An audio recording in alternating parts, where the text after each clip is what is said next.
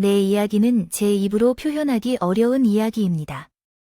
너무 멍청했던 나 때문에 상처를 입고 눈을 떴을 때 내 인생이 순식간에 나락으로 떨어질 수 있다는 것을 깨달았습니다. 제 사연을 들어주실 분들께는 답답한 감정을 느끼실지도 모르겠지만 용기를 내어 사연을 공유하려 합니다. 현재는 모든 것을 통쾌하게 복수하며 그들을 다시 한번 나락으로 보내버릴 수 있게 되었으니 그 복수의 시간까지 눈물이 많이 흘리기도 했고 행복하게도 주변 사람들로부터 많은 도움을 받았습니다.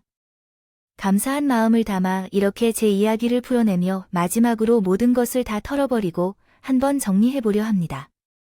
정리하는 과정에서도 많은 고민이 있었어요. 제 이야기를 시작하기 전에 저와 남편의 결혼 이야기로 시작해야 할 것 같습니다. 마음속에서 다시 분노가 일어나기도 하고 저와 남편이 연애하던 시절에 같이 의기투합하여 사업을 시작했어요. 사업이라고 해서 엄청나게 거창한 것은 아니었지만 그래도 우리의 돈을 모아 시작한 의류 사업이었습니다. 요즘에는 인터넷 쇼핑이 많이 이루어지잖아요. 우리도 인터넷 시장이 계속 성장하니까 이것으로 먹고 살겠다 생각해서 온라인으로 의류를 팔았는데 저는 유행을 예민하게 느끼고 반응이 생각보다 좋아서 그나마 젊은 세대 사이에서 이름을 날리는 쇼핑몰로 성장하게 되었어요. 결국 어린 나이에 좋은 성공을 맛본 것 같아요. 젊은 사업가로서 주변 사람들에게 인정받기도 해서 어깨가 조금씩 들어올라온 느낌이 들었어요. 젊은 사람들 사이에서 인기 있는 옷들을 판매한 곳은 아니었지만 계속해서 안정된 매출을 올리고 있었던 쇼핑몰이었습니다. 남편과 저는 동업으로 성공을 거두었고 우리의 애정은 문제가 전혀 없어 우리의 미래를 위해 함께 전진하기로 결심했습니다. 결과적으로 결혼하게 되었죠. 실제로 결혼하기 전에 시작한 사업이었기 때문에 이렇게 함께 사업을 시작하는 결정을 했고 만약 헤어지게 된다면 지분을 정확하게 나누기 위해 공동명의로 사업을 시작했습니다. 그렇게 함으로써 제 발목을 붙잡는 일은 생각조차 해보지 못했습니다. 사무실에서든 집으로 돌아와서든 새로운 유행과 디자인에 대한 상의는 계속되었고 부부가 함께하는 사업은 여전히 잘 진행되고 있었습니다. 의류는 항상 트렌드에 따라 바뀌는 법이며 몇 년 동안 유행했던 딱 붙는 바지가 이제는 펑퍼짐한 바지들이 유행하는 것처럼 변화하곤 했습니다. 남편은 돈을 벌어다 주는 사람이지만 또한 고집이 센 사람이었어요. 트렌드를 따르기보다는 자신이 좋아하는 것을 추구했고 직원들에게도 암묵적인 압박을 주곤 했으며 제게는 늘 비판을 했습니다. 정작 매출은 제가 선택한 옷들로 이루어졌지만 이게 정말로 유행을 따른다고 말할 수 있었습니까? 그냥 구멍 뻥뻥 뚫린 누더기 같은데 자구로는 은근히 드러나는 게 섹시한 법이라니. 어깨도 뚫리고 배도 나오고 하는 옷이 뭐가 예쁘다고 사람들이 사겠냐고. 이거 봐봐. 목선을 딱 잡아주고 민소매로 나온 옷이 더 예쁘다니까. 아이 더워 죽겠는데 누가 한여름에 목폴라를 입냐고. 옷은 예뻐 근데 계절에 안 맞는다니까. 거기다가 재질도 니트로 되어 있는데 당신 같으며 이 옷을 한여름에 입고 다니겠어? 민소매? 아, 민소매. 그럼 이 옷은 뭐 겨울에 입냐? 추워 죽겠는데. 민소매를 어떻게 입고 다녀? 아무리 외투 입는다고 해도 팔 실려서 누가 입겠냐고. 실내라고 다 따뜻한 것도 아니고. 아 뭐, 코트 입고 밥 먹고 커피 마실 거야. 이게 여름 옷이지만이지. 당신은 여자 옷에 대해서 몰라도 너무 몰라. 몇 년은 쇼핑몰에 운영을 하면서 아직도 의류에 대한 지식이 부족하다면 어떻게 해야 하는 거지? 그래서 어디 가서 쇼핑몰 사장이라고 하고 다니는 거야? 물론 남편과는 쇼핑몰 의류에 대한 의견 충돌이 많았어요. 그리고 제가 가장 신경 쓴 부분은 제 남편이 내 눈에는 콩깍지다 하고 얘기하면서도 따로 할 말은 없지만 생긴 건 정말 반반한 편이었거든요. 결혼하기 전에도 얼굴이 잘생겨서 신경을 쓰던 것들이 있었는데 결혼 후에는 예의를 지킬 거라 생각했는데. 그런데 아이고, 사람이 생긴 것만 믿고 자꾸 끼를 흘려대더라고요. 쇼핑몰을 운영하다 보니 의류를 홍보하기 위해서 쇼핑몰 모델이 필요하잖아요. 젊은 사람들을 위한 쇼핑몰이라 보니 확실히 어린 예쁜 모델들을 요구하는 경우가 많아요. 일을 같이 했었는데 자주 제 느낌에 그런 사람들에게 암튼 건네줍는 듯 한 행동을 하는 것 같아요. 남편도 있고 나이도 있는데 뭔가 끈질기게 다가와서 마음이 혼란스럽고요. 요즘에 당신이 팀 모델들과 너무 가깝게 지내는 것 같아요. 아니야.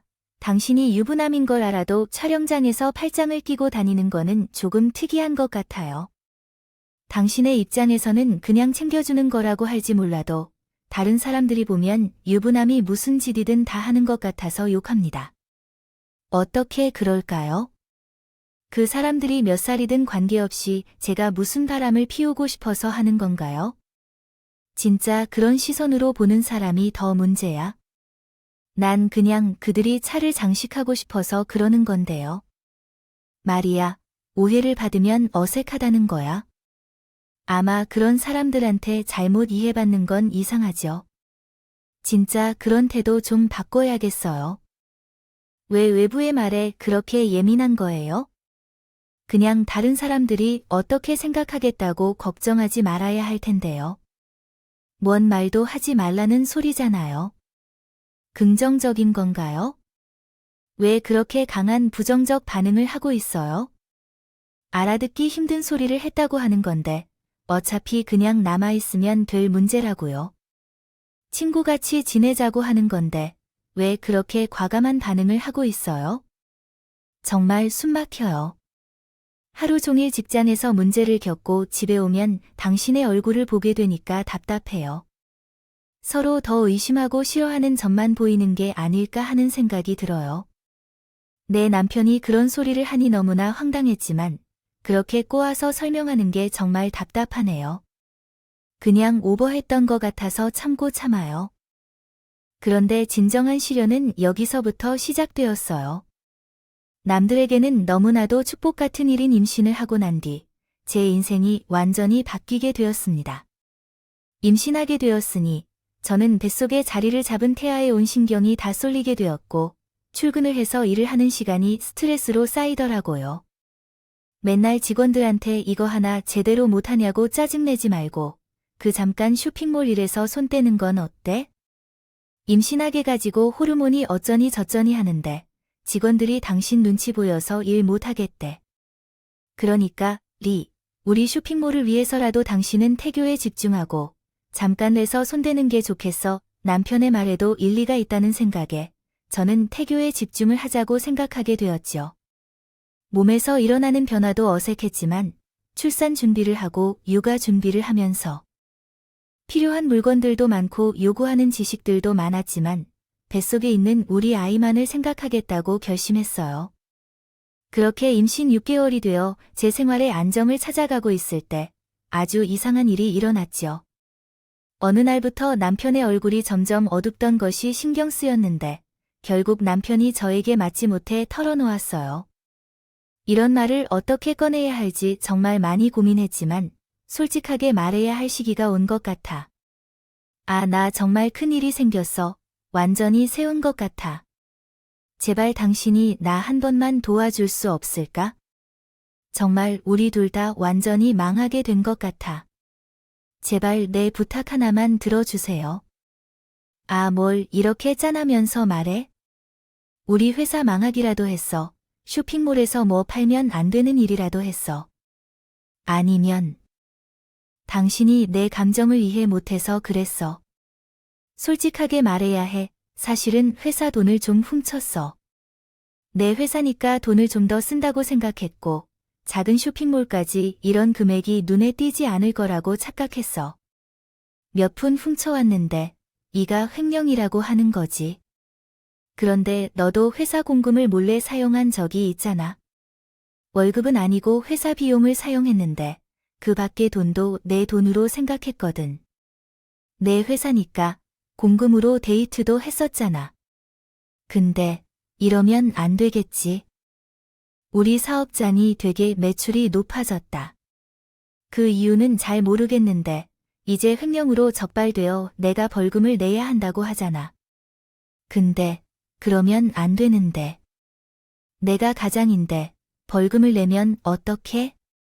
당장 당신부터 시작해서 우리 아이까지 어떻게 먹고 사냐? 우리 아이도 곧 태어날 건데, 아휴, 진짜 멍청하게 그런 짓을 하면 어쩌지? 아니, 이미 벌어진 일에 후회해봐야겠지. 그래서 그 돈은 어디다 썼는데? 아이를 얼마나 보상해줘야 하지? 우리가 감당할 수 있는 금액을 말해봐. 개인적으로 아껴다가 어느새 큰 돈이었어. 그냥 휴대폰 게임에 돈을 쓰고 애를 키우려고 유모차 같은 거를 사려고 했거든. 그렇게 훔친 건데 정말 너무 속상하고 답답해서 죽을 것 같았어. 쇼핑몰에서 일하는 직업만으로도 20명이 넘는데 프리랜서 모델들까지 다 모아서 하는데 지금 그런 짓을 했다는 게 바보 같은 거 아니겠어요? 아무리 상식이 없는 사람이라고 해도 본인에 맞는 월급이 아닌 돈을 가져다 썼다는 게 무식한 것 같아요. 어떻게 회사 공금을 가져다 쓸 생각을 할 수 있을까요? 얼마나 썼길래 횡령 수준인 건데? 아, 빨리 썼던 금액을 솔직히 말해봐요. 정말 우리가 가진 돈으로는 못 메꿀 만큼 많이 썼어요. 미안해요. 아, 나도 일이 이렇게 될 줄 몰랐어. 내가 알았으면 이런 짓을 했겠어? 아휴, 내가 진짜 미친 놈인가 봐. 정말 가진 돈 하나도 없고 횡령으로 쓴 돈 계산해보니 1억 2천만 원이 넘는 돈인데. 이 돈을 어디서 부를까? 양가의 도움을 요청할 수 있는 수준도 아니고. 아휴. 우리가 양가를 도와주고 있는 입장에서 고개를 절레절레 숙이며 하는 이야기에 가진 돈이 하나도 없다는 사실은 너무 큰 충격이었습니다. 그동안 회사의 대표인 척하고 직원들보다 더 많은 월급을 받으며 쌓아뒀던 돈이 전혀 없다는 것이 말이 되는지 의심스럽네요. 어디까지 사치를 부리며 쓴 건지 그 돈이 허공으로 날아갔다는 것은 정말 황당했습니다. 횡령으로 쓴 돈이 1억 2천만 원이 넘는다는 소식에 눈앞이 어둡게 느껴졌어요. 이 사람은 정말 미쳤다고 할 수밖에요.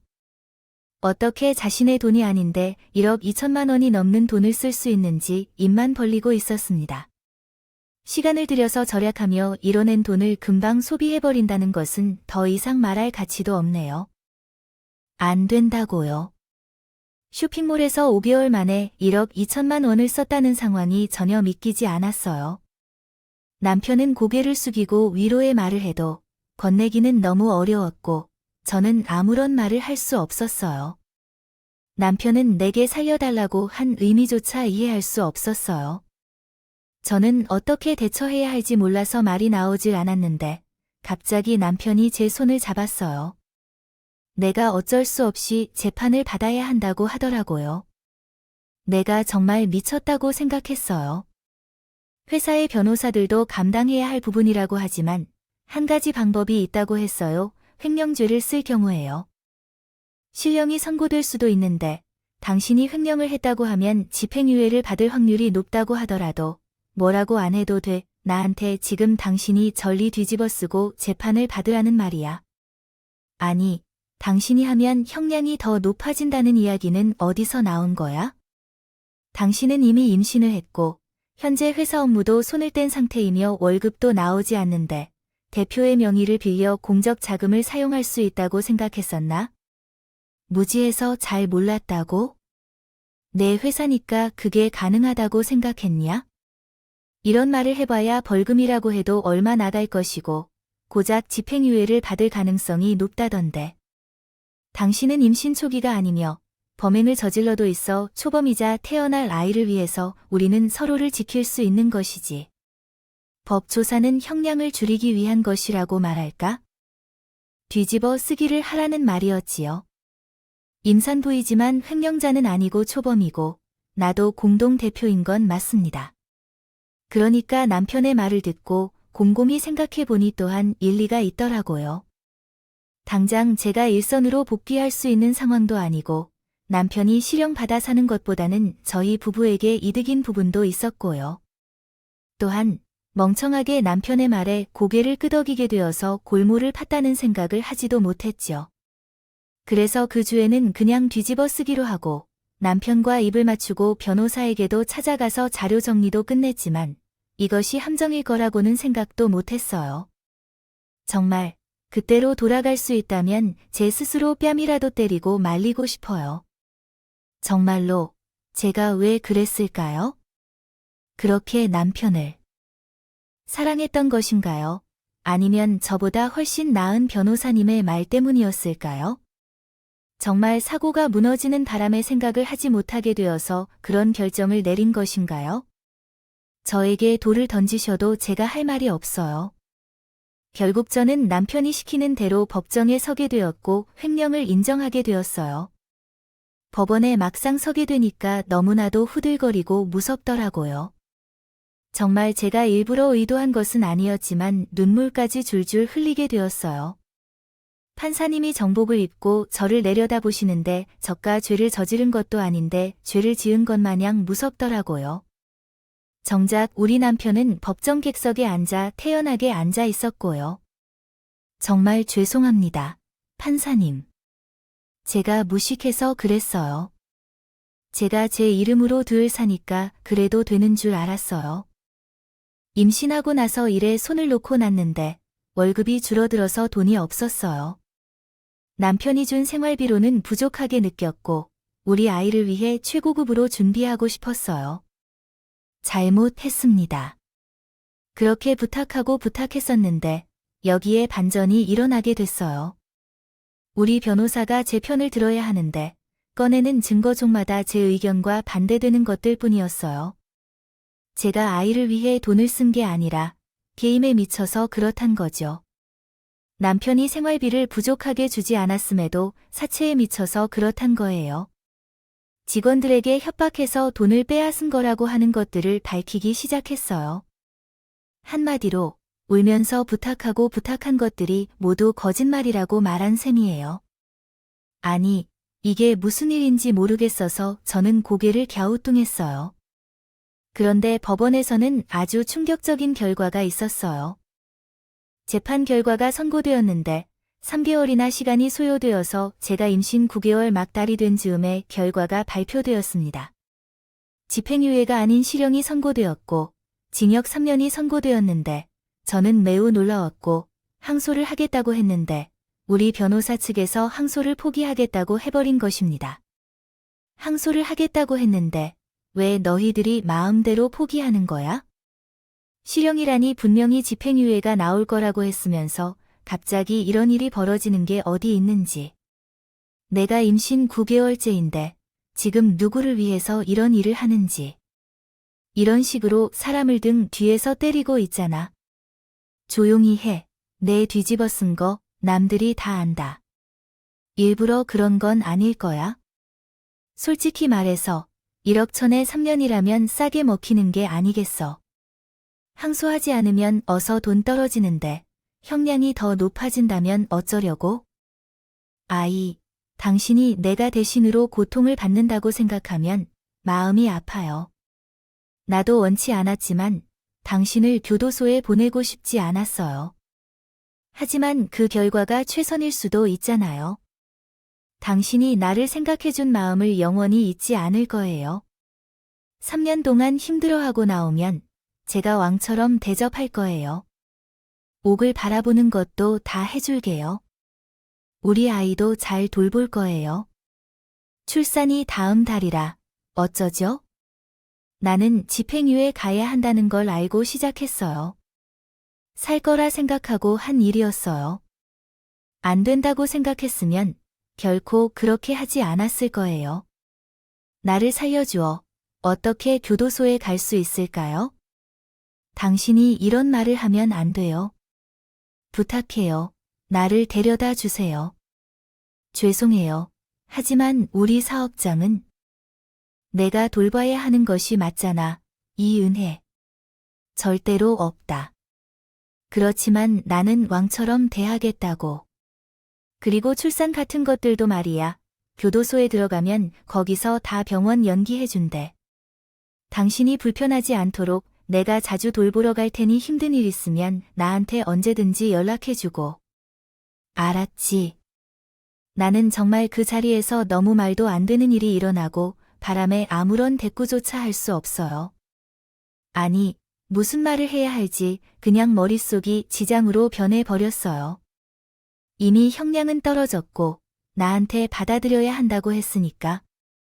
저에게 일어난 그 모든 것들을 포기하고 망연자실하고 있어요. 사람은 극한의 공포와 그런 상황에 몰리니까요. 무기력해지고 하고 싶지 않던 일이 일어나는 듯한 마음을 가지게 되었어요. 어느 날은 다른 날과는 다르게 사건이 벌어지고 결국에는 무기력함을 느끼게 되었어요. 이런 상황이 누구에게나 일어날 수 있다고 생각해요. 믿어왔던 모든 결과가 제게 배신당한 것 같이 역방향으로 일어나서 모르겠어요, 정말 모르겠답니다. 나중에는 눈을 감고 다시 뜨는 것이 무섭더라고요. 또 어떤 일이 벌어질지 모르니까요. 인생을 포기하고 싶다는 생각이 들었어요. 뱃속이 아파오고 마치 교도소에 갇히게 될 것 같은 생각에 심장이 빠르게 뛰는 것을 멈추지 못했어요. 자포자기, 그게 제가 할 수 있는 일인 것 같아요. 코 박고 접시물에 묻는다면, 그렇다면 그렇게 할 수도 있겠다 싶을 정도로 괴로웠고, 도망가고 싶었고, 삶을 포기하고 싶었어요. 결국에는 만삭의 생태로 돌아갔어요. 교도소에 갇히게 돼서 남편은 나에게 눈물을 흘리며 말했어요. 매주 면회 가도록 할게. 정말로 당신에게 너무나 감사해요. 당신이 힘내줬으면 좋겠어. 나중에 보상할 테니까, 진심이야. 나는 그런 남편을 믿었지만 돌아온 것은 차가운 배신이었다. 교도소에 처음 들어간 지 얼마 되지 않아 우리 부모님이 울면서 찾아왔어요.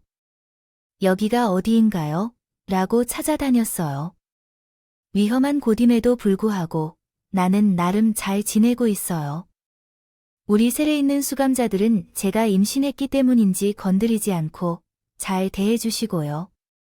교도관님들도 내 상태를 매일 체크해 주시는데 우리 남편은 왜 같이 오지 않았을까요? 처음 주니까 같이 올 줄 알았는데 그 미친놈은 이야기를 하지 말랬어요. 정말 실망스러워요. 거기서 더 이상 숨을 것이 없습니다.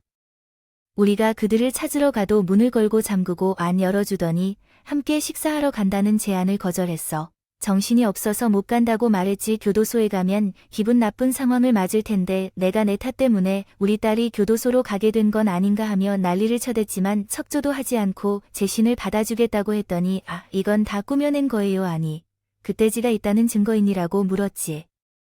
아니, 우리 남편이 그런 말 한 것 아니에요. 그럴 리가 없어요. 그냥 회사 일이 너무 바빠서 못 간 거예요. 엄마가 과장하는 게 아니라고요. 내 엄마 말이 맞아. 내 엄마 말대로 왜 그러한 짓을 하겠냐고. 나한테 뭐라고 하는 줄, 너 때문에 당신네 상점이 손해를 봤어. 대표 중 하나가 공금을 횡령했다고 하더라고. 평판이 떨어지고 손해가 크지만 죽겠다며 나에게 손해배상을 요구하면서 정신 차려야 한다고 말하는데 내가 이런 상황을 무시해야만 해. 너무 답답해요. 증거가 필요하다고 하면서도 서류나 흔한 문자, 메시지조차 남기지 않아서 죽겠다고만 죽었어요. 교도소 안에서 어떤 대응도 할 수 없었고 정말 그곳에서 지옥 같은 시간을 보내야만 했어요. 어떻게 이런 일이 일어날 수 있는지 꿈보다 더 꿈 같은 이야기였어요. 아니, 꿈이라고 하는데 너무 곱게 포장된 느낌이에요. 악몽인지, 그것도 지옥 끝에 떨어지는 악몽을 꾸는 것 같았어요. 그냥 멍하게 하루 종일 창문 밖으로 보이는 푸르른 하늘을 바라보며 눈물만 흘렸어요. 이렇게 수감된 지 한 달이 지나 출산을 하게 됐어요. 10달 동안 뱃속에서 키워온 아이를 보지 못한 채 생이별을 하게 되어서 정말 마음이 아프네요. 교도관들이 아이를 데려가는 그 순간 저의 마음이 찢어지는 느낌이었습니다. 생이별이라는 게 이렇게 마음을 아프게 만들 줄 몰랐어요. 그래도 남편이 아이를 잘 키워주겠지, 더 아껴주고 당당하게 키워줄 거라고 믿었는데. 하지만 여기서 또 한 번 마음이 아픈 소식을 듣게 되었어요. 남편이 이혼 소송을 제기했다는 거예요. 그 이유가 교도소에 간다는 게 범죄자라니 무서워서 같이 못 살기 때문이라고 하더라고요. 또 같이 운영하던 사업체에서 돈을 빼돌린 것도 그 이유 중 하나인가 봐요. 제가 교도소에 간다는 이유로 유책 배우자로 여겨서 이혼 소송을 걸었다고 하네요. 현재 이 소송에 관한 소식을 받았습니다. 접촉했을 때 정말 다리가 힘이 빠져서 주지 않고 나지 않았어요. 눈물만 흘리고 있어서 다들 어설픈 위로의 말도 건네지 못하더라고요. 제가 당연히 교도소에 있으니까 친권과 양육권은 남편에게로 넘어갔고 남편이 이혼 소송을 제기하게 되었다는 것을 친정 부모님께서도 알게 되었는데 우리 친정 엄마는 그 자리에서 쓰러지셨다고 하더라고요. 큰 충격을 받아서인지 뭔지 풍이 맞은 사람처럼 마비가 오고 말도 제대로 할 수 없게 되었고 음식을 씹고 삼키는 일마저 어려워졌어요. 엄마는 요양병원에 입원하게 되었고 아버지는 나를 찾아와서 원망스러운 말을 했어요. 도대체 이게 무슨 일이냐고 줄줄이 말하면서 내가 딸 하나를 잘못 키워서 내 가정을 완전히 망쳐버린 거구나 라고요. 아, 내가 그런 일을 한 것 때문에 엄마가 이렇게 되었잖아. 다름없이. 멍청하게도 내 빨리운 말에 속아서 교도소에 간 것만큼 놀랍지가 않아. 아까운 내 손자도 빼앗겼고 내 부인을 너 때문에 고민에 빠뜨렸어. 내가 이런 상황에서도 내 딸이라고 할 수 있는 게 말이 돼? 어떻게 사람이 이처럼 미련하고 어리석게 살 수가 있지? 진짜, 당장 교도소에서 나오기 전에도 내 얼굴 생각에 쓸게 없을 정도로 기분 나빠해지길 바라. 멍청하게도 내 속임수에 속아 교도소에 간 딸도 심히 싫지만 내 때문에 엄마가 이렇게 되었으니 더는 너의 모습을 볼 수조차 없다는 건 더 이상 나에게 보여주지 않았으면 좋겠다는 말야. 아, 말할 것이 있어서 너를 찾아오지 않겠다고. 단순히 내가 없는 세상에서 살 거니까. 너도 그렇게 살아. 저는 교도소에서 진짜 지옥을 맛보았으니 신께서는 감당할 수 있는 시련만 주신다고 했는데 그냥 견디지 말라고 속삭이는 것처럼 보였어요. 남편의 죄를 뒤집어 써서 혼자가 난 것은 억울한데 그게 제가 이혼하게 된 함정이었다는 사실이 소름 끼쳤어요. 제가 가진 지분과 재산은 모두 남편이 가져가고 아이는 보지도 못하게 되어버렸어요. 교도소에서는 현실을 받아들이지 못하고 일상생활에 집중할 수가 없었어요. 남들은 교도소에서 자격증도 따낸다고 하지만 저는 눈물 속에서 살아가고 있었죠. 그러나 몇 주가 지나고 나서 제 의견과는 상관없이 이혼이 성립되었다는 사실을 알았어요. 적어도 제게 언질이 한 번씩 오거나 전 남편이 얼굴을 보러 올 줄 알았지만 그런 일은 없었어요. 나중에 듣기로는 전 남편이 쇼핑몰 모델과 바람을 피웠다고 하더라고요. 기가 막혀서요. 깔깔거리며 웃었습니다. 그 둘은 나를 사업체에서 제 명의를 빼앗기 위해 술을 마셨던 것이었어요. 제가 교도소에 3년 동안 갇혀있던 동안 그들은 차곡차곡 나의 모든 것을 삼켜버렸어요. 내 집, 쇼핑몰, 아이, 행복까지 모든 것을 빼앗아 갔고 저는 아무것도 갖지 못한 메마른 존재가 되어버리고 말았어요. 어째서인지 더 나쁜 존재를 만들어내어 교도소로 몰아넣게 된 그 세수들이 다 저를 위로해주던 정도였는데 제가 얼마나 힘들었을지 상상할 수 있겠죠. 그렇게 3년이라는 시간을 견디고 그 사람들에게 복수하고 싶은 마음이 넘쳤지만 다들 그렇게 하지 말라고 했어요. 복수는 복수를 낳는다고 그들은 말해주었기 때문에 이미 벌어진 일들에 대해 다시 일으키는데 시간을 허비하지 말라고 했어요. 그래서 제 삶을 다시 살아가는데 힘을 쏟아야 한다고 했지요. 저는 출소를 한 후에는 전 남편과 함께 하려고요. 살던 집으로 돌아왔더니 이미 다른 사람이 살고 있었어요. 황당했죠. 오히려 그 사람이 누구냐고 물어보더라고요. 그 집에서 산 적도 2년이 넘었다면서 말이에요. 하지만 그럴 수 있다고 생각했어요. 당연히 예상했던 일이었고요. 바람난 전 남편이 새삼 찾아올 것 같았거든요. 그래서 나는 전 남편과 동업했던 쇼핑몰 사무실에도 갔는데 거기서 또 한 번 기절하는 줄 알았어요. 아니, 사무실이 완전히 비어 있더라고요. 그제야 PC방에 찾아가서 쇼핑몰을 검색해보니 폐업한 것이 아닌가 싶었어요. 정말 쇼핑몰을 했나 싶을 정도로 많이 웹서핑을 하고 나서야 아주 작은 지역 신문에서 한 기사를 발견했어요. 그 기사에는 쇼핑몰을 다른 곳에 판매하고 청산했다는 내용이었어요. 저는 그 사실을 너무 뒤늦게 알았고 그 뒤로는 전 남편에 대한 어떠한 소식도 알지 못했습니다. 문득 우리 아이가 잘 자라고 있는지 건강한지 알고 싶어졌는데 전 남편이었던 사람이 우리 아이를 어떻게 키우고 있는지 제대로 걱정이 되었죠. 그래서 수소문을 시작했고 동사무소에 가서 확인을 부탁했습니다. 그 결과 수소문을 통해 전 남편이 살고 있는 집을 찾아갔습니다. 그런데 그 집에 가서 온 후에는 삶을 포기하고 싶은 마음이 들어 죽어버리겠다고 결심했습니다. 그때 예전에 바람을 피운 전 남편과 쇼핑몰 모델이었던 사람이 나를 본 후 "어머, 출소를 했어요?" 라고 말했습니다. 두부니 먹었어요. 하긴 두부를 사다 주는 사람이 있어야 먹겠지. 요즘 두부 값도 비싼데 그거 사 먹을 돈은 있어요.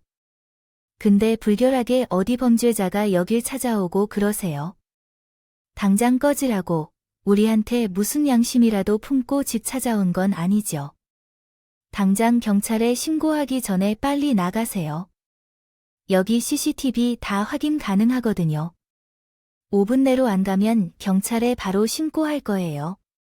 무서우니까 앞으로는 우리 눈앞에 나타날 생각도 하지 말고요. 그렇게 말을 하는 상간녀가 품에 아이를 하나 안고 있더라고요. 근데 아무리 봐도 우리 아이는 3살이 되었어야 하는데 그 아이는 너무나도 작은 갓난 아기인 거예요. 한참을 아이에게서 시선을 대지 못하고 있다가 저는 바싹 마른 입을 열어 상간녀에게 물어봤어요. 내 애는 어딨어? 전 남편이 데리고 가서 키우겠다고 했는데 어린이집이라도 보냈어. 내 아이야, 내 아이야. 어디 있냐고 어머니가 막 막혀하니 내 피도 아닌 거를 자기가 왜 키우겠어요? 내 아이 하나 키우는 것도 힘들어 죽을 것 같은데 그 아이는 그냥 고아원에 갖다 버렸어요. 우리 집에서 찾지 말고 고아원이나 수소문 해보던가 어디라도 갔을지 어떻게 알아? 저는 그 말에 이성을 잃고 상간녀의 얼굴을 갈겨버렸고 그대로 다시 경찰서에 갔어요. 저를 지켜보던 경찰도 서럽게 울면서 상황을 설명하는 저를 보고 난감해 하더라고요. 결국에는 훈방 조치로 끝나서 터덜터덜 돌아왔는데 상간년년이 양심은 있는 건지 저희 아이를 버리고 왔다던 고아원을 알려주더라고요. 저는 그 길로 바로 시외버스 터미널로 가서 우리 아이를 갖다 버렸다는 그 고아원이 있는 지역까지 찾아가 내려갔습니다. 고아원을 찾아 제 아이를 찾았어요. 태어나자마자 서로 떨어져 살았던 것과 다름없었기에 제 아이가 저를 알아보지 못하는 것이 너무 슬퍼요. 더 큰 문제는 제가 아이를 데리고 가는 능력이 부족하다는 것이었습니다. 고아원 원장님께 지금 아이를 데리고 가고 싶지만 실질적인 능력이 부족하다는 것이 억울합니다. 또한 교도소에 억울한 혐의로 수감되어 있던 사실도 몰랐습니다. 이러한 상황을 만든 사람은 전 남편이라는 사실을 얼마 전에야 알게 되었습니다. 그들은 잘 먹고 잘 살지만 제게는 제 목숨보다 소중한 아이를 버려두어야 했고 이것이 정말 억울하여 죽고 싶을 정도입니다. 하지만 아이 때문에 그럴 수는 없어요. 주말에는 계속 방문하겠습니다. 평일에는 막내를 돌볼 사람이 없어서요. 아이를 데려갈 거예요. 그때까지만 돌봐주실 수 없을까요? 정말 미안합니다. 내가 대체로 다른 사람들의 사정을 엄격하게 여기지만 도와주려고 하지 않는 편인데 사실 누구나 사정 없는 사람이 어디 있습니까? 이곳에 아이를 맡기는 사람들 대부분이 딱한 사정이 있어요. 근데 민수의 사정을 듣고 있자니 가슴이 답답해지네요.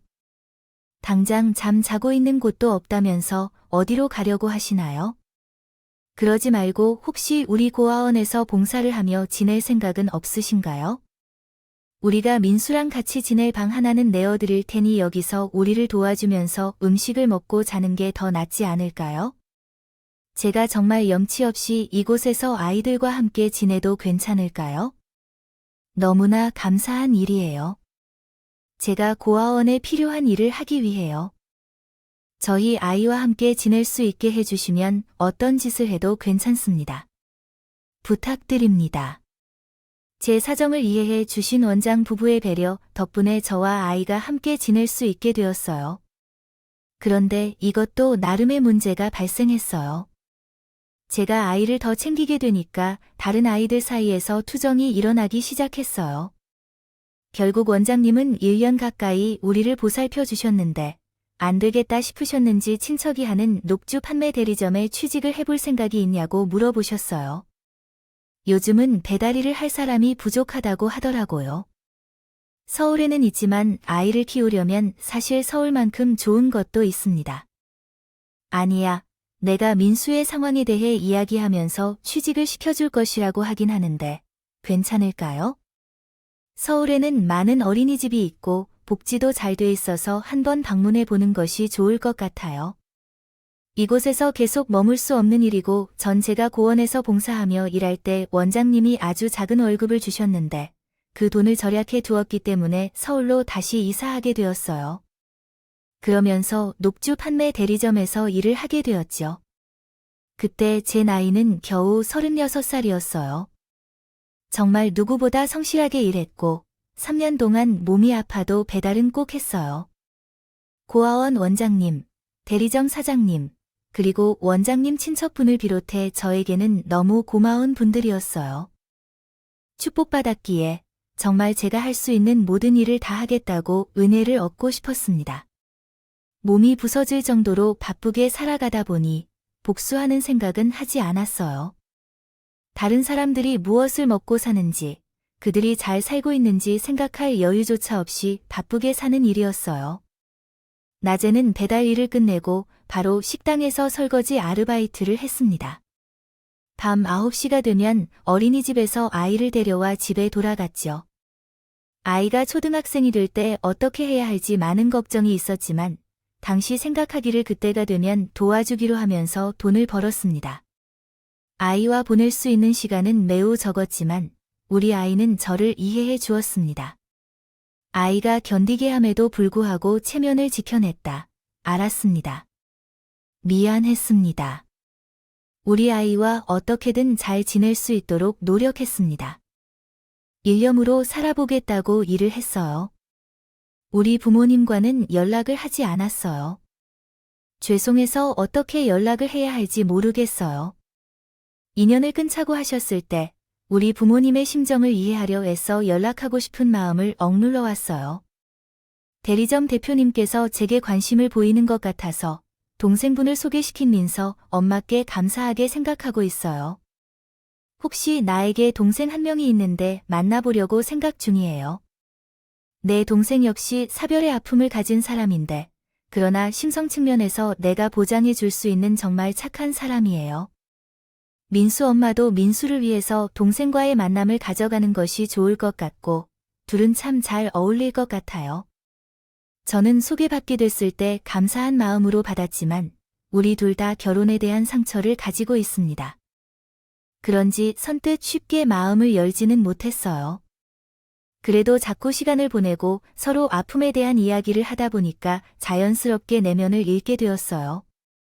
그렇게 서로를 이해하게 되었고 저는 그 이후에도 대표님께 감사한 마음을 가지면서 꾸준히 녹지 배달 일을 했어요. 가족으로 얽힌 사이라 불편할 수도 있었지만 저는 초심을 잃지 않고 녹지 배달을 했어요. 정말 다행히도 지금의 남편이 우리 아이를 잘 받아주었고 우리 아이도 지금의 남편을 친아버지처럼 믿고 따르기 시작했어요. 그때까지 우여곡절이 있었지만 서로 받아들이는데 힘든 시간도 있었지만 잘 이겨냈고 우리는 그 어떤 가족보다 돈독한 사이가 되었어요. 다들 상처 하나를 품고 있다 보니까 그 상처를 서로 치유해 주려고 더욱더 의지를 해왔습니다. 그것은 남편이 직장을 가지고 있었기 때문에 저는 설거지 일을 그만두게 되어 마음 편안하게 녹즙 배달 일만 할 수 있게 되었어요. 남편의 월급이 꽤 괜찮았기 때문에 녹즙 일도 그만두고 집에서 편히 쉬라고 권유했지만 그렇지 않았어요. 쉬게 되면 잡생각이 늘어날 것이라고 생각해서요. 남편은 언제나 저를 존중해 주었어요. 무슨 일이 있더라도 항상 제 의견을 살펴주고 제 고민을 진중하게 들어주셨어요. 정말 제 처지를 이해해주는 사람이었어요. 그러니까 더 나아지려고 노력했어요. 이런 사람을 만나기 위해 그 힘든 시간을 견뎌내야 할 정도로 말이에요. 그리고 우리 부모님도 찾아가 용기를 내어 배웠어요. 이렇게 우리 딸의 얼굴을 다시 보게 될 수 있는 생각을 하며 제가 그렇게 말한 것을 후회하며 교도소를 방문했다.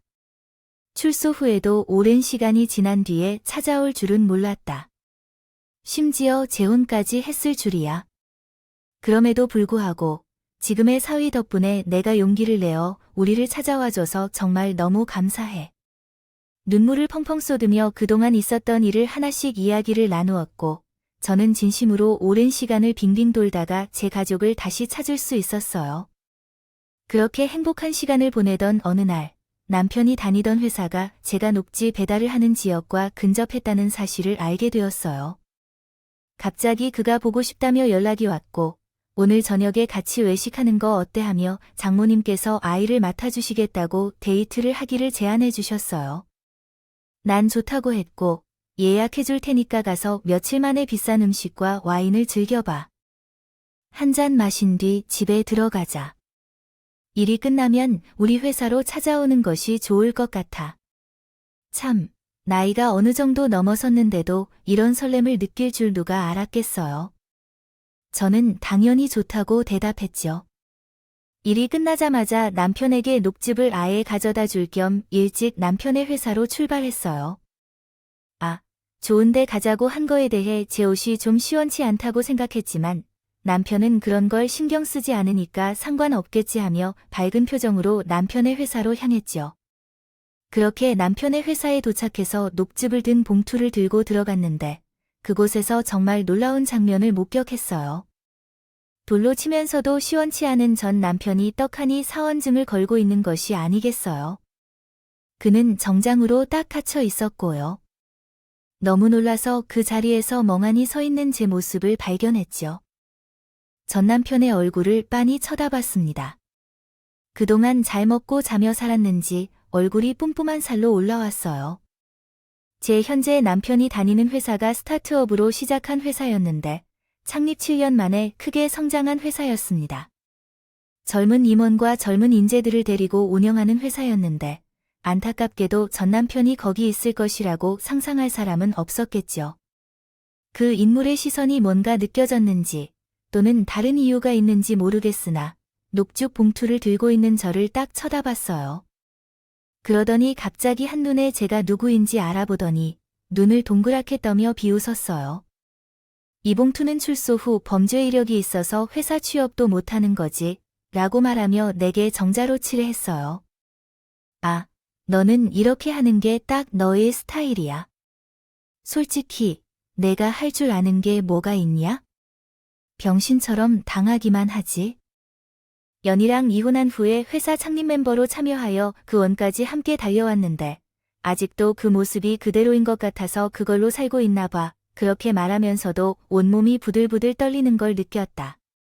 제가 누구 때문에 지옥보다 더 지옥 같은 시간을 보냈는지 감히 제 앞에서 입을 조롱한다니 그 혓바닥을 아주 뽑아버리고 싶은 심정이었고 진짜 꼬락서니 하고는 아무 말 없이 배달 주문을 하러 왔으면 배달리이나 하고 그냥 떠나버리기 직전이었다. 정말 아무리 배달이라고 한다고 해도 쇼핑몰을 운영했던 사람이야 오시게 보내야겠다는 생각이 나겠다. 거기도 아니고 하긴 일해봐야 얼마나 벌 수 있겠느냐. 아어야지요. 너 우리 집 찾아와서 애 어디냐고 난리쳤다며 고아원에 버린 우리 아이 이름을 그렇게 쉽게 입에 올릴 수 있나 하는 생각도 들고 이렇게 미친 놈을 쳐 죽이고 싶어진다. 놀라서 입이 안 열리지? 앞으로는 구역을 옮겨달라고 해. 재수 없으니까 나는 여기서 일하고 있는데 내가 녹주 배달하러 들썩들썩하면 좀 우습지 않아? 너를 보고 싶겠어. 나도 내 얼굴 안 보고 싶어. 그러니 다른 곳으로 옮겨라. 좋은 대접을 해줄 때 어느 자리로 배달하러 왔어? 내가 같이 갈게. 내 위치가 어느 정도인지 너도 봐야 알겠지. 우리 급이 다르다는 걸 알아야 내가 내 앞에 나타나지 않겠지? 아니야. 제가 깡그리 무시하고 대표실 앞으로 가니까 조조 뒤따라오면서 그 무거운 주둥아리를 계속 리더라고. 아무 반응도 안 하니까 재미없네. 나는 내가 악을 써줄 줄 알았는데 하긴 너도 뭐 답 없다는 걸 아니까. 뭘 못하는 거겠지? 생각해보니까 우리 대표님 형님이요. 녹즙 대리를 운영하고 있는데 너도 하필 거기 취직해서 이런 일을 당하냐. 제가 대표실 문을 밝게 열었는데 전 남편 그놈이 들어와서 혀를 찡그리며 들어왔어. 아주 버릇없는 건 여전하구나. 교도소에서 배운 거냐? 아, 그거 참, 인성교육도 안 시키나. 우리 남편이 문을 열고 들어오면서 저랑 전 남편을 번갈아가며 보더니 제가 녹주 봉투를 주면서 크게 현 남편에게 말했어. 여보, 내가 여기서 이 쓰레기 같은 놈을 만나게 될 줄 몰랐어.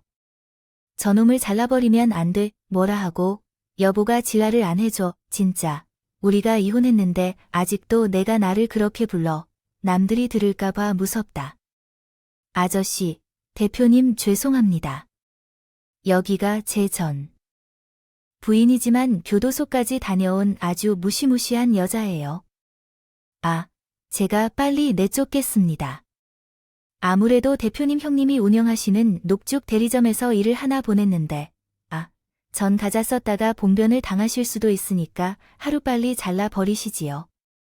제가 대표님 도와드릴 겁니다. 착각도 유분수지. 누가 너 같은 쓰레기를 보고 여보라고 불렀다고 그래? 미친 새끼, 나를 속여서 교도소로 보낸 것도 억울해 죽겠는데 우리 아이까지 고아원에 쳐놓고서는 감히 내가 뻔뻔하게 우리 아들을 입에 올려 바람까지 피운 주제? 내가 교도소에 있는 동안 이때다 싶어서 이혼 소송까지 걸어놓고 내가 감히 나를 보고 뻔뻔하게 그딴 말을 올릴 수 있어? 저도 결국 흥분을 해서 고래고래 소리를 지르고 말았어요. 제 목청이 꽤나 컸던 건지 회사 사람들의 이목이 쏟아졌습니다. 전부 다 대표실로 집중되었습니다. 야, 너 쪽팔리게 여기서 너 명예의 손으로 고소당하고 싶냐? 감히 회사에서 내 평판을 떨어뜨리려고 일부러 없는 말을 만들어서 하는 거 아주 꼴불견입니다. 이야기가 발은 아직도 여전하구나. 내가 사실만 이야기하는데 왜 횡령하고 나한테 덮어 씌운 것도 모자아 내 아이까지 고아원에 보내놓고 내가 사람 새끼야. 이 쳐 죽일 새끼지. 나는 내가 제발 아주 고통스럽게 당했으면 좋겠어.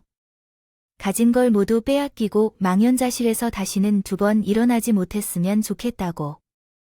여보, 저 새끼 또 횡령하고 있을지도 모르는데 왜 이런 자리에 앉혔어요? 당장 잘라버리세요. 그제야 저랑 제 현남편 편을 바라보던 전남편의 얼굴이 점점 굳어지더니 이제 원하는 이야기는 들었는데 가족끼리 간단하게 식사를 올리신다고 직원들을 하나 초대한다고 안 하셨던 게 그러니까 지금 여자랑 재혼을 하신 거라고요. 아, 대표님이 도대체 뭐가 모자라서 저런 정가랑 재혼을 하신 건데요. 아, 저 여자가 혹시 거짓말이라도 한 건 아니에요. 이 여자라니 내 부인이면 님이지 일 싹싹하게 잘한다. 계산 하나는 똑똑하게 잘한다 싶어서 승진까지 팍팍 시켜줬더니 내 와이프가 말하던 개새끼가 너였구나. 그러는데 회사 사람들이 그 말을 못 들었겠죠? 다들 귀 쫑긋하고 있었을 텐데요.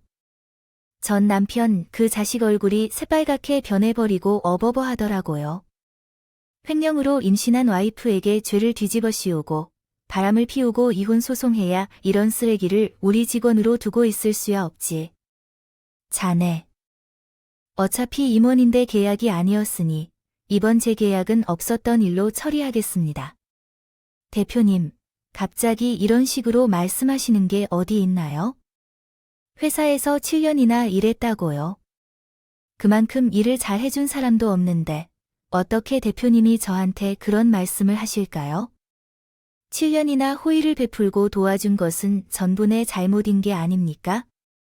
내 아내의 가슴에 대못질을 다쳐놓고 망쳐놓은 사람이 어떻게 내게 그런 말을 할 수 있나요? 당장 짐을 싸서 나가도록 하라는 이야기인가요? 어차피 계약 직원이 아닌데 경제적으로 힘든 상황이어도 괜찮은 자리 아니었나요? 당장 해고를 당하라는 법이 어디 있나요? 대표님처럼 똑똑한 분이 이런 일을 하시는 건 말이 안 된다고 생각합니다. 이 사안을 고용노동부에 신고해도 될까요? 대표님도 꽤나 곤란해하실 겁니다. 텐데요. 내가 곤란할 게 뭐가 있는지 살펴보면 기간 동안 범한 실수들 문제 삼아서 계약을 즉시 해지하겠다는 건데 정당한 거지 자네야말로 재심 청구해서 억울하게 옥살이한 걸 돌려주기 전에 함부로 떠나는 게 좋지 않겠어요. 내가 곤란한 것보다 자네가 더 곤란할 게 많을 것 같은데 그나마 그동안 참아주었던 게 있었잖아. 우리 와이프가 너 같은 거한테 복사할 시간 아깝다고 하기도 했는데 내가 도와준 제시를 하라 했을 때 괜찮다고 해서 봐주고 있었던 거라고 해. 전 남편이 그 자리에서 뭘 더 어떻게 해야 할지 모르겠어요. 직원들은 다 같이 수근수근 거리고 이미 엎질러진 물을 주워 담기엔 이미 늦었어요. 사색이 되어서 현실을 깨닫기도 한 건지 팔이 떨리기 시작했는데 솔직히 복수를 더 하고 싶은 마음이 가득했지만 그 꼬락꼬리를 끊고 싶진 않았어요. 선의도 꽤 볼 텐데 하지만 대표님, 저 정말 그만두라고 말씀드려야 합니다. 그럼 아이들은 어떻게 먹고 살까요? 아이도 키우시는 분이신데 제가 이루시면 안 될 일이라고요. 여기서 무릎 꿇더라도 좋아요. 제발 해고하지 말아주세요. 사정이 있습니다. 이미 너무 늦은 것 아닌가요? 자네가 인간으로서 하지 말아야 할 모든 짓을 다 해놓고 근거 없이 가볍게 무릎만 꿇으면 모든 일이 해결된다고 생각하는 건 아니라는 걸 알고 계셔야 합니다. 그리고 자녀를 키우는 것이 왜 중요한 상황인가요? 나는 그런 것은 신경 쓸 일이 아니에요. 와이프와의 약속 때문에 이만큼만 보고 내일부터 출근하지 말라는데 출입카드를 내놓고 꺼져버리세요. 그리고 마지막으로 다정하게 어깨를 감싸며 무릎을 꿇고 있는 전 남편을 지나칠 때 정말 속이 시원했답니다. 전 남편이 눈알이 붉게 충혈돼 부들부들 떨고 있는데 그 꼴이 얼마나 초라한지. 이래서 어보가 돌아오는 거라는 말이 있나 봐요. 하늘에서도 제가 너무 불쌍하니까 이런 만남의 기회를 준 것 같아요. 아이, 어떻게 이렇게 다시 재회를 하냐고요? 그날 저녁이 얼마나 맛있던지 정말 배 터지게 먹었어요. 남편은 밥 먹는 내내 전 남편 이야기를 일부러 꺼내지 않더라고요. 아, 저도 일부러 안 꺼냈어요. 제 복수는 제 남편이 해줄 거고 해준 거나 다름없으니까요. 당연히 회사 안에서 소문은 쫙 퍼지게 되었다. 전 남편은 다음 날부터 출근을 하지 않았다고 합니다. 들리는 소문에 의하면 그는 손가락을 아주 쭉쭉 빨고 있다는데. 뭐, 어떻게든 잘 살겠죠. 저희 애는 버려놓고 그 여자 사이에서 낳은 아이들만 챙기는데요. 편안히 살다가는 안 돼요. 아니면 지금처럼 마누라에게 배신당하며 살아가기를 고려하고 있을지도 모르겠지만요. 돈이 필요하다면 녹지 배달을 하면서 살아갈 수도 있지 않을까요? 예전에 나를 무시한 그가 완전히 역전된 것이 아주 기쁘네요. 그 사람들 언제나 자신들이 잘난 줄로 살았겠지만 결국 내가 그들을 무너뜨리게 되었네요. 앞으로는 평생 그런 거짓 같이 살았으면 좋겠어요. 물론 나는 남편과 아들과 함께 행복하게 잘 살 거라 생각하니 그런 쓰레기들을 생각하는 시간을 낭비할 여유는 없겠지만요. 우리 아이를 위해 더 좋은 일을 해주려고 합니다. 내 삶은 정말 힘들었지만 지금의 나는 매우 행복해서 앞으로는 더 행복할 일만 가득할 거라고 생각합니다. 살아보겠습니다. 여러분들도 많은 응원 부탁드립니다. 제 이야기를 끝까지 들어주셔서 감사합니다.